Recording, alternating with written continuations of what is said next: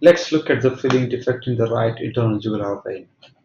So on this CT scan, which was done for CTPA, you can see there is a filling defect in the right internal jugular vein, whereas there is no filling defect in the left internal jugular vein. So this can be mistaken for thrombosis in the internal jugular vein, but it is not.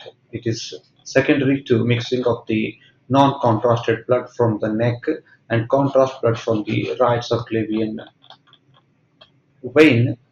When they mix together, so we get this mixing artifact, and this should not be overtly reported as internal jugular vein thrombosis. Subsequently, we had to do ultrasound because this was reported as possible thrombosis, and here we have got carotid artery and internal jugular vein, which looks very much patent.